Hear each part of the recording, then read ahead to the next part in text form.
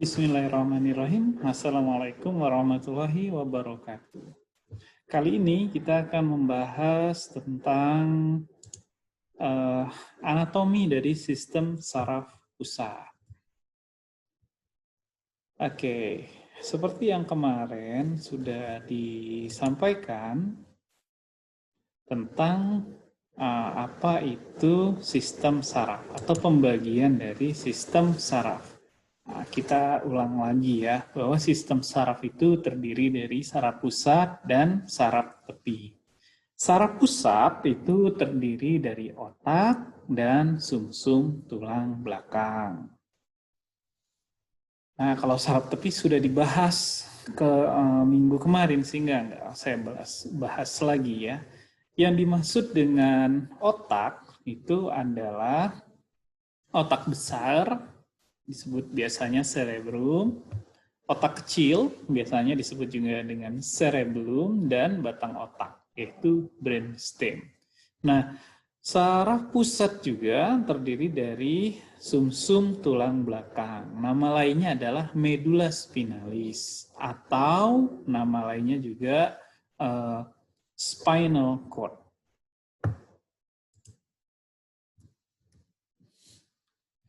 Nah, ini adalah letak dari otak. Otak itu adanya di rongga kepala kita, di tengkorak kepala kita, bahasa ilmiahnya adalah cavitas cranialis.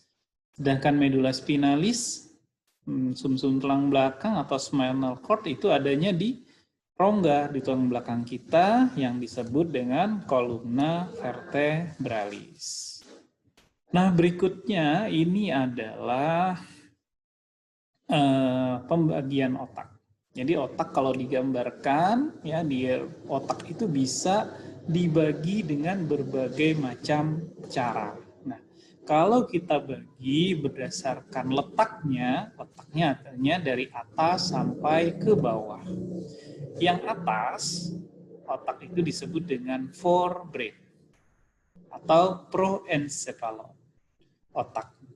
Kemudian di bawahnya adalah midbrain, otak tengah. Nama lainnya mesencephalon. Dan hindbrain atau nama lainnya rhomboencephalon. Jadi kalau kita bagi ya, otak itu ada yang atas, tengah, dan bawah. Nama lainnya atas itu forebrain atau proencephalon. Yang tengah namanya midbrain atau mesencephalon, sedangkan rhomboencephalon disebut juga dengan hindbrain. Misalnya kita bagi lagi ya, maka yang bagian atas kita bisa bagi forebrain, itu kita bisa bagi, atau proencephalon kita bagi menjadi telencephalon dan diencephalon. Mesencephalon kita bagi. Rhomboencephalon kita bagi menjadi metencephalon dan mielencephalon. Di bawahnya spinal cord. Ini barangkali karena bahasanya adalah bahasa yang kurang kita familiar, kurang jarang kita dengar, maka agak sulit. Tapi mudahnya gini aja, bahwa otak itu ada atas, tengah, bawah. Bahasa Inggrisnya forebrain, midbrain, hindbrain. Kalau pakai bahasa Latinnya proencephalon, mesencephalon, rhomboencephalon, gitu ya. Terus bagian atas kita bagi lagi menjadi dua, telencephalon, diencephalon. Yang tengah nggak dibagi karena cuma satu. Kemudian rhomboencephalon bisa dibagi lagi jadi metencephalon dan mielencephalon. Bawahnya adalah spinal cord atau medulla spinalis. Oke, nah jangan bingung. Sekarang kita mulai dulu dari forebrain, otak yang paling atas ya. Otak yang paling atas itu terdiri dari, jadi otak itu terdiri dari bagian luarnya itu adalah cerebral cortex. Cerebral cortex itu apa? Ya cerebrum. Cerebrum itu ya cerebral cortex. Nanti ada istilah namanya cerebral cortex, cortex cerebri, cerebrum. Sebenarnya itu mengacu pada satu istilah yang sama. Jadi ya istilahnya yang sama itu juga dia. Kemudian ada bagian yang namanya talamus, nanti kita bahas, dan kemudian basal ganglia, nanti juga kita bahas ya. Dan ada yang namanya sistem limbik. Barangkali pernah dengar istilah sistem limbik ini, karena disebut dengan sistem, maka dia bukan satu organ, tetapi suatu sistem, terdiri dari berbagai macam organ.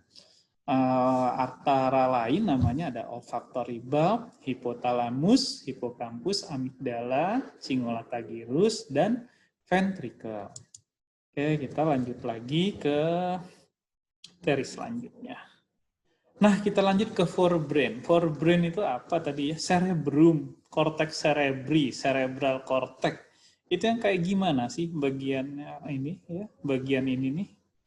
Nanti Anda bisa lihat di animasi yang sudah diberikan linknya, yang kami berikan linknya nanti ya, Anda bisa lihat mana bagiannya. Tapi kita lihat dulu aja ini, forebrain atau cerebrum, atau cortex cerebri, atau cerebral cortex, yaitu permukaan otak manusia yang tidak rata.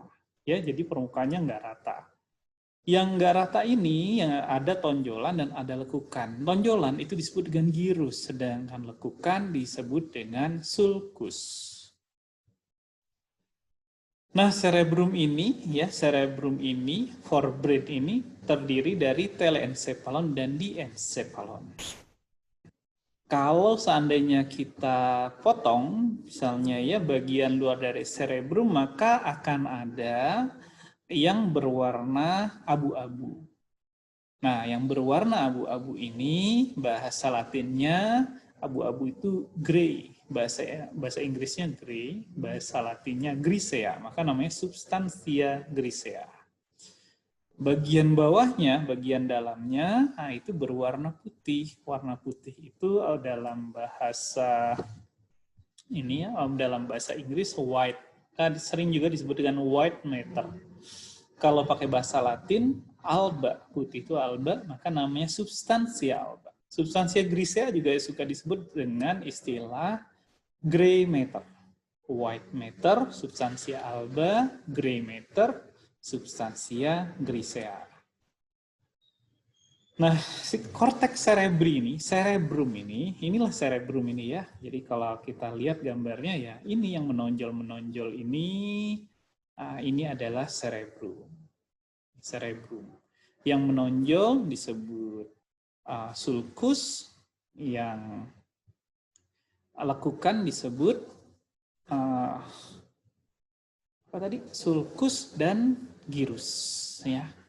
Nah, cortex cerebri ini kalau kita bagi berdasarkan belahannya, nah ada belahan kiri dan belahan kanan.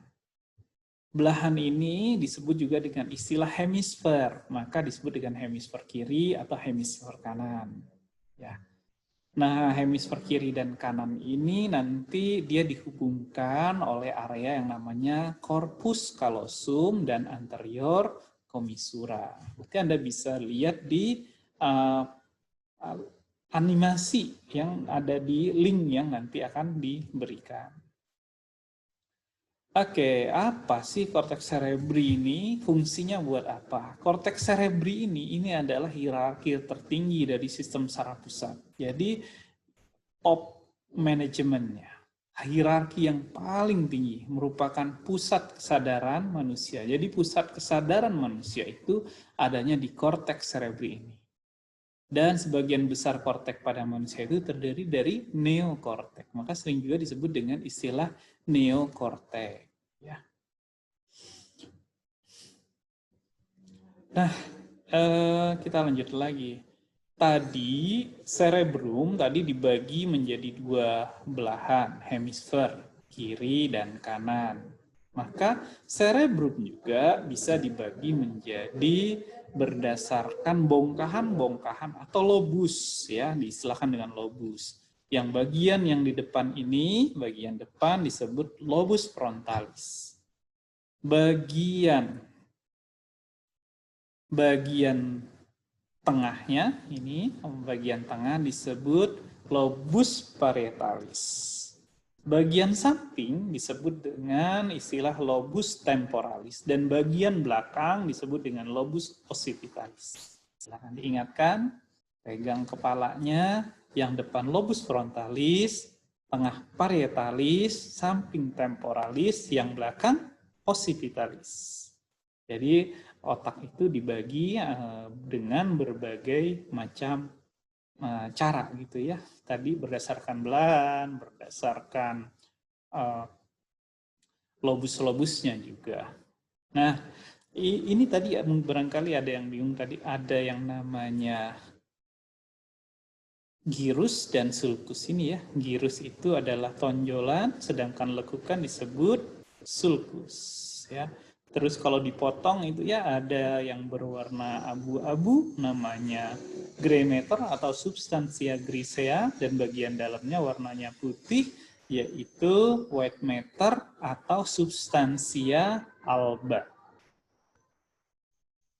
Nah, selain pembagian tadi, selain pembagian berdasarkan hemisfer dan dibagi berdasarkan lobus, maka bisa juga para ahli juga mencoba membagi berdasarkan fungsi dari area-area di otak. Ada tokoh yang namanya Brodmann. Dia membagi menjadi 47 area di otak. Jadi seperti ini gambarnya nih yang di sudut bawah ini, di sudut kanan bawah ini adalah gambar pembagian otak dari Brodmann. Jadi ada nomor 1, 2, 3. Nah, nanti Brodmann nomor 1 itu fungsinya buat apa, 2 buat apa, sampai dengan 47. Ada tokoh lain namanya von Economo juga membuat pembagian yang serupa, lebih banyak pembagiannya, ada 109 area. Terus Campbell juga membagi menjadi 20 area. Anda bisa searching pembagian dari Brodmann, von Economo, ataupun dari Campbell kalau ingin tahu lebih lanjut.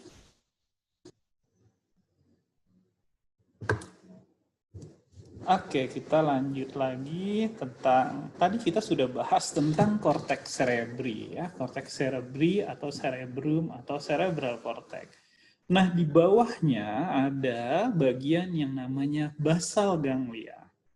Apa sih basal ganglia ini? Nah, basal ganglia ini dia merupakan pusat koordinasi dari fungsi motorik ataupun sensorik, sensibilitas, agar kebutuhan gerak dapat berjalan dengan mulus. Nah, basal ganglia kadang juga disebut dengan ganglia basal, jadi kadang dibalik-balik itu nggak ada masalah ya. Nah, terutama tugas dari basal ganglia ini adalah mengatur urutan aktivitas gerakan motorik dan mempunyai hubungan khusus dengan korteks motorik. Motorik itu artinya gerakan. Jadi basal ganglia ini adalah fungsi dari gerakan, ya. Jadi kenapa kita bisa bergerak dengan baik? Kita bisa bergerak dengan mulus. Kita bisa bergerak, pergerakan kita manusia, pergerakan manusia itu berbeda dengan pergerakan dari robot. Kenapa? Karena ada basal ganglia ini. Dialah yang merupakan koordinasi, yang mengkoordinasikan gerakan-gerakan. Kemudian ada talamus. Talamus ini dekat dengan basal ganglia. Dia berada di bawah cerebrum. Nah, ini talamus ini berperan dalam tingkat kesadaran atau arousal. Nah, talamus itu adalah pusat relay. Pusat relay. Pusat relay dari apa? Dari stimulus-stimulus sensoris. Stimulus sensoris kemarin sudah kita bahas. Sebenarnya sensoris ya, apa itu sensoris? Stimulus-stimulus dari penginderaan. Ya. Dari perabaan, dari rasa sakit, panas, dingin. Nah, sebelum ke otak, itu ditampung dulu di talamus. Setelah di talamus, maka nanti baru akan diteruskan ke cerebrum. Cerebrum nanti ya, misalnya misalnya informasinya adalah informasi tentang penglihatan. Nah, itu masuk dulu ke talamus. Dari talamus baru disampaikan ke pusat penglihatan yang ada di cerebrum. Atau pusat pendengaran. Nanti masuk dulu ke talamus, disampaikan ke pusat pendengaran. Merasa sakit, perabaan, taktil, dan lain-lain ya. Talamus juga nanti bekerja sama dengan hipokampus, itu bekerja sebagai gudang memori. Jadi ya sebagai memorinya. Kalau terjadi kerusakan bagian dalam dari talamus atau inti intralaminal dari talamus, maka terjadilah penurunan kesadaran. Dan ini biasanya yang terjadi pada orang yang mengalami kondisi koma. Nah, di bawah talamus ada yang namanya hipotalamus. Hipo itu artinya di bawah. Jadi hipotalamus di bawahnya talamus. Apa fungsi dari hipotalamus? Hipotalamus berperan mempengaruhi tingkat perhatian. Tingkat perhatian ya, tingkat perhatian. Atensi. Penting dalam mengintegrasikan emosi dan perilaku. Lapar, haus, dorongan seksual, dan juga merupakan pusat integrasi saraf otonom. Masih ingat kemarin kita sempat bahas tentang saraf otonom. Saraf yang bekerjanya secara otomatis, yang bekerjanya involuntary. Fungsi dari hipotalamus juga berfungsi mengontrol sikap yang menjurus menjadi gerakan respon yang agresif. Hipotalamus juga nanti berfungsi untuk berfungsi pada respon-respon fight or flight. Yaitu apa sih fight dan flight respon itu? Reaksi terhadap rangsangan yang muncul tiba-tiba sehingga perlu reaksi yang cepat. Biasanya responnya adalah fight atau flight. Misalnya ketika Anda dikagetkan gitu ya, maka respon Anda itu adalah fight atau flight. Misalnya Anda menghindar, flight itu menghindar, atau Anda hadapi, fight. Ya. Nah, itu adalah fungsi dari hipotalamus. Kita lanjut ke sistem limbik. Sistem limbik tadi sudah disampaikan, yang termasuk dengan sistem limbik itu adalah olfactory bulb, hipotalamus, hipokampus, amigdala, cingulata gyrus, dan ventricle.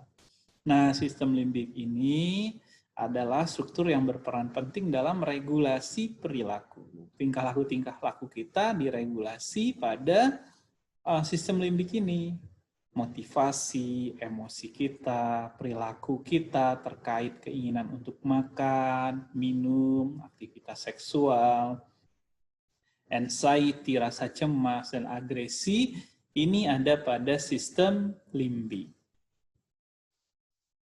Nah, tadi ada istilah hipotalamus. Selain itu ada namanya juga hipokampus. Hipokampus ada di antara talamus dan korteks cerebri areanya. Nah, sesuai dengan namanya hipokampus, nah, dia berperan sebagai fungsi memori, fungsi ingatan.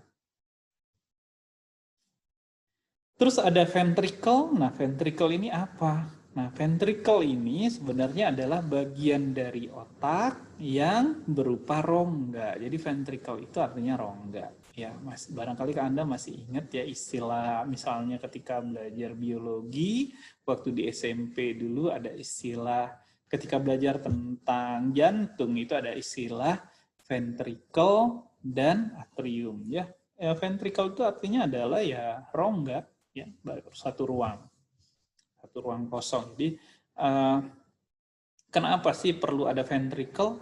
Ya, kalau otak itu isinya padat semuanya, maka dia akan mudah sekali mengalami kerusakan. Maka ada yang namanya ventricle ini.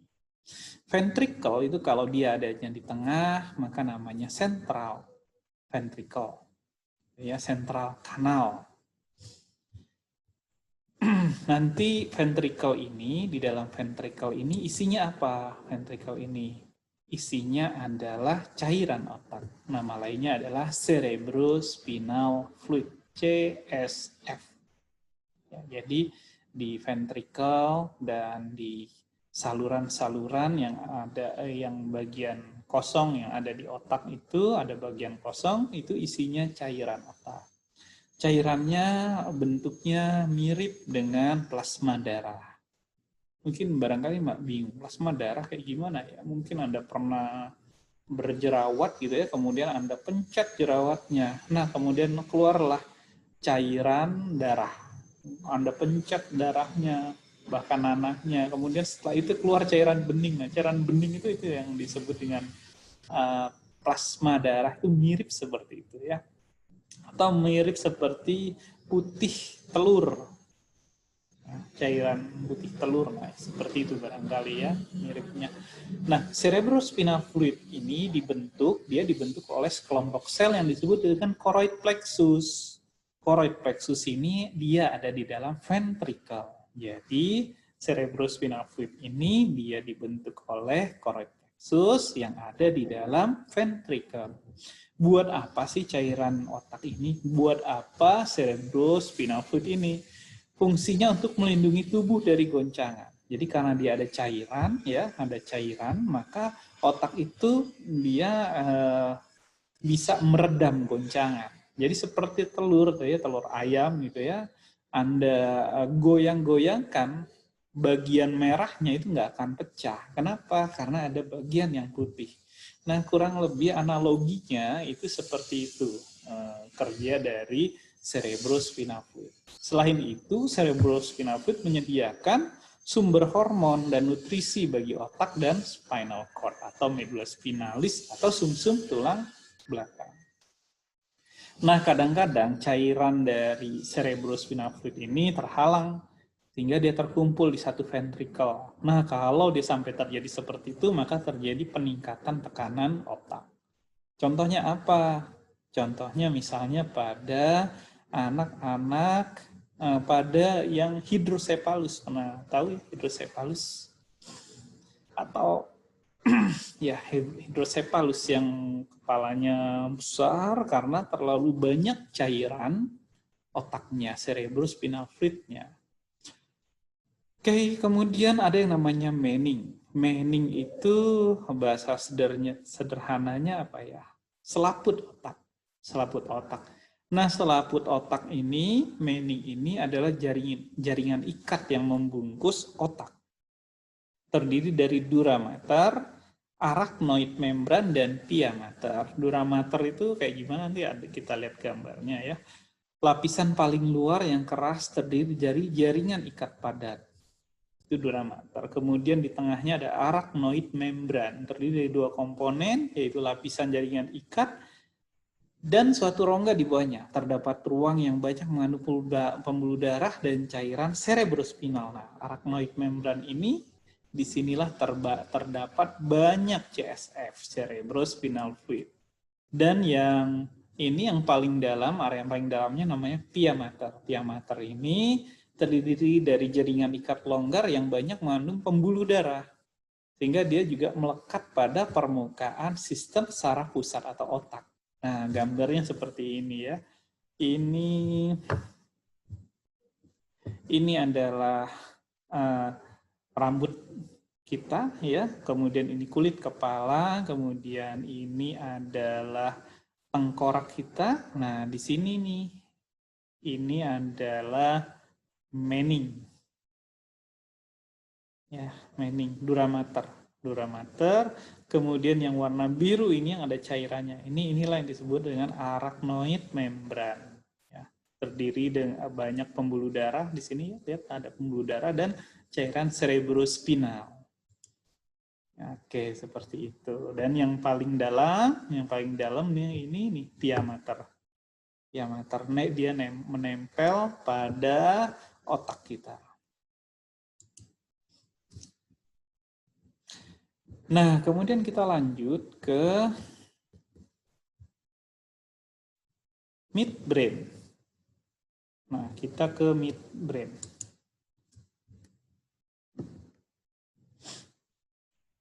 Midbrain atau otak tengah tadi ya, atau nama lainnya masih ingat mesencephalon. Midbrain ini di sini lebih sederhana kita belajarnya ya, dihafalkan seperti ini aja. Midbrain terdiri dari tectum, tegmentum, dan substantia nigra. Substantia nigra. Tadi ingat ya, ada substantia grisea dan substantia alba. Nigra, niger ya, hitam artinya. Jadi bagian dari otak yang berwarnanya hitam. Kenapa hitam? Karena ada pigmen melanin ya, melanin. Nah, fungsi dari ini ya, midbrain itu tectum, tegmentum, dan substantia nigra ini buat apa? Ya tentu adalah buat dia, karena dia bagian tengah, maka dia menghubungkan otak bawah hindbrain dengan otak atas forebrain. Jadi dia berfungsi sebagai jalur informasi sensoris. Jalur informasi sensoris juga motoris. Nah, substansia nigra ini motorisnya, ya. Substansia nigra, kerusakan substansia nigra itu ada dikenal istilah penyakit namanya Parkinson. Hasilnya apa? Orang-orang yang mengalami Parkinson itu mengalami kesulitan dalam gerakannya. Contohnya adalah petinju Muhammad Ali itu yang mengalami penyakit Parkinson. Nah, setelah midbrain, kita ke hindbrain. Jadi midbrain sederhana, cuma gitu aja ya. Hindbrain itu otak bawah, ya, di bawah. Di bawah otak bawah itu ada metencephalon dan mielencephalon. Kita ke metencephalon dulu. Di metencephalon itu ada pons. Pons itu mengandung beberapa saraf kranial, ya. Saraf kranial mudah-mudahan masih ingat ya kemarin ya, minggu kemarin maksudnya sudah dijelaskan bahwa ada saraf tepi yang namanya saraf kranial. Saraf kranial itu adalah saraf tepi yang dia itu langsung ke saraf pusat. Nah, saraf langsungnya kemana? Ke hindbrain. Dia tidak melewati medula spinalis, jadi langsung ke otaknya, yaitu ke hindbrain ini tadi.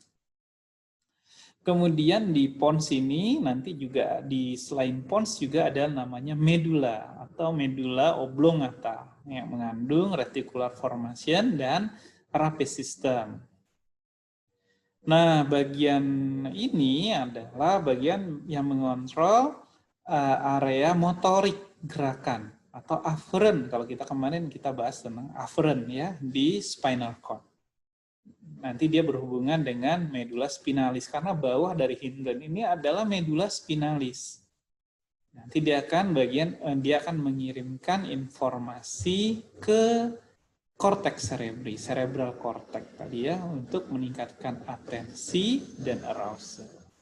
Selain itu di metencephalon juga ada yang namanya cerebellum. Masih cerebellum ya, istilah cerebellum. Cerebellum itu adalah otak kecil. Otak kecil ini dia berperan dalam mengontrol pergerakan dan penting untuk keseimbangan dan koordinasi. Jadi gerakan-gerakan koordinasi, keseimbangan itu pusatnya ada pada cerebellum. Terus selanjutnya adalah mielencephalon. Mielencephalon ini di sini ada medula oblongata. Medula oblongata itu jadi ada medula spinalis, di atasnya adalah medula oblongata. Jadi medula oblongata itu adalah bagian paling bawah posterior itu artinya paling bawah dari otak. Paling bawah itu adalah medula oblongata. Kalau disebut medula, maka maksudnya medula oblongata. Bukan medula spinalis ya. Tapi kalau spinalis, maka maksudnya adalah medula spinalis. Nah, di medula oblongata ini dia berperan terutama pada saraf-saraf otonom. Masih ingat saraf otonom? Saraf yang kerjanya itu tidak kita sadari. Ya, tidak kita perintahkan. Maka dia berperan dalam refleks-refleks vital yang ada di tubuh kita, seperti bernafas, detak jantung, saliva air liur ya. Kalau misalnya kita itu melihat makanan, itu kan kita nggak bisa mengontrol saliva kita, tiba-tiba salivanya menjadi banyak batu bersin itu ya. Nah, itu juga adalah fungsi dari medula oblongata.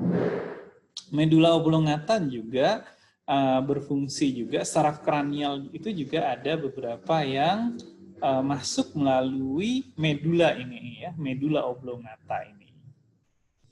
Ya, kebanyakan adalah yang parasimpatik, saraf otonom yang parasimpatik. Nah, ini pada di melencephalon nih ya. Saraf kranial itu ada 12 pasang saraf kranial, 1 sampai dengan 4, 1 sampai dengan 4. Nah, yang satunya apa? Nanti coba dilihat ya. 1, 2, 3, 4 kemarin di slide minggu kemarin itu ada. Nah, Anda juga bisa cari di Google ya, di searching ya. 1 sampai dengan 4 itu saraf kranialnya itu berhubungan ke midbrain dan forebrain. Sedangkan 5 dan sampai dengan 12 itu dia berhubungannya ke medula dan pons. Medula oblongata dan pons. Kemudian, nah selesai nih penjelasan tentang otak. Ya, tadi mudah-mudahan masih ingat ya otak ya. Jadi otak itu terbagi menjadi berbagai macam cara kita ngebaginya berdasarkan dari posisinya tinggi, tengah, bawah ya, forebrain, otak yang paling tinggi, terus midbrain dan hindbrain ya, terus ada nama latinnya, kemudian dibagi berdasarkan belahannya, kemudian otak kita bagi berdasarkan bongkahan-bongkahannya atau lobus-lobusnya. Kemudian tadi sudah kita bahas tentang bagian-bagian dari otak ya, seperti basal ganglia, talamus, hipotalamus, hipokampus, sistem limbik. Kemudian sempat kita bahas juga tadi tentang cerebrospinal fluid dan mening. Nah, bagian dari sistem saraf pusat selain dari otak yaitu adalah medula spinalis atau bahasa Inggrisnya spinal cord atau diindonesiakan sumsum tulang belakang. Fungsinya apa? Mengkomunikasikan organ-organ sensori dan otot-otot. Jadi dia mengkomunikasikan organ-organ sensori. Organ-organ sensori itu panca indera ya. Maaf, bukan panca indera maksudnya ke kranial, maaf ya. Mengkomunikasikan organ-organ sensori dan otot-otot ya di luar dari kepala. Karena yang di kepala ini kan saraf kranial, sedangkan yang di bawah ini ada saraf spinal. Nah, sum tulang belakang kita itu strukturnya bersegmen-segmen, ada segmen-segmen. Kemarin kalau masih ingat di bagian leher nama cervicalis, bagian dada namanya thoracalis, bagian pinggang namanya lumbar, kemudian tulang duduk itu disebut dengan sakral. Nah, itu adalah spinal cord. Nah, serabut dari spinal cord ini ada dua, ada serabut dorsal dan serabut ventral. Dorsal itu artinya depan, jadi akarnya itu dia keluar melalui depan. Kemudian ada akar ventral. Akar dorsal ini membawa informasi sensoris atau serabut saraf aferen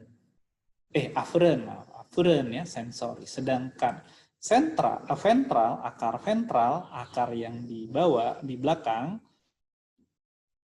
itu keluar membawa informasi motorik ke otot dan kelenjar. Jadi ventral itu fungsinya adalah fungsi motorik. Kalau dorsal fungsinya sensoris. Nah, seperti ini gambarnya ya. Jadi ini, lihat ini adalah medula spinalis. Bentuknya, strukturnya seperti otaknya ada substansia alba dan substansia grisea. Terus ada serabut saraf, dua serabut saraf yang keluar dari setiap segmen yang ada di tulang belakang kita.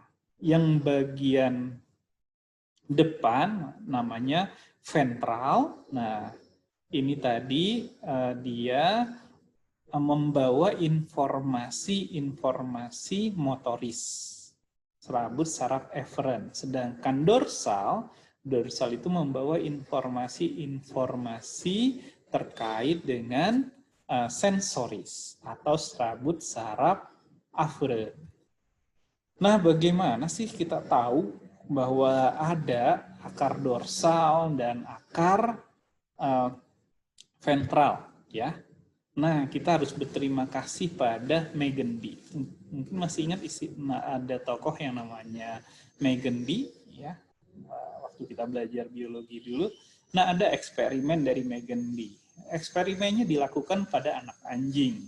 Ya, eksperimennya agak brutal barangkali ya. Anak anjing itu dibedahlah tulang belakangnya, medula spinalisnya, tulang belakangnya, kemudian dipotong oleh Megendy. Dipotong akar dorsalnya. Nah, dari eksperimen ini kita jadi tahu bahwa akar dorsal ketika dipotong akan menyebabkan kehilangan sensasi, nggak bisa merasakan. Sedangkan kalau yang dipotong adalah akar ventralnya akan menyebabkan kehilangan pergerakan. Si anak anjing tadi menjadi lumpuh, nggak bisa gerak dia. Kalau akar ventralnya dipotong, itu ya. Itu eksperimen dari Megendy, sehingga kita bisa tahu apa fungsi dari akar dorsal dan akar ventral. Kemudian selain itu ada juga rasa sakit pada organ bagian dalam yang diterima bagian luar atau segmen-segmen, namanya referral pain. Referral pain itu kayak gimana contohnya? Misalnya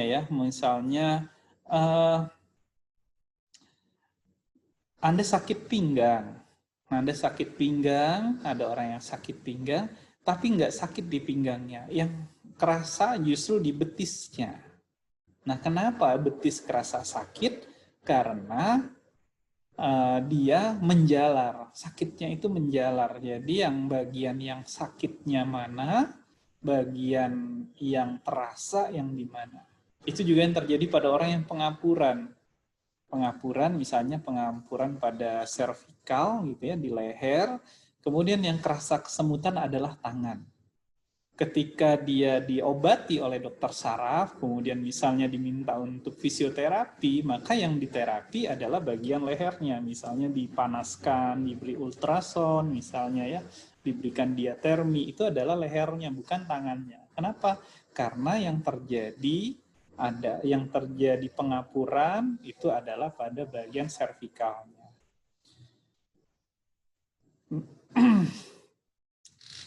Nah, ya seperti itu yang bisa saya sampaikan untuk materi kali ini. Jika ada yang ingin ditanyakan lebih lanjut, bisa ditanyakan di sesi tanya jawab. Assalamualaikum warahmatullahi wabarakatuh.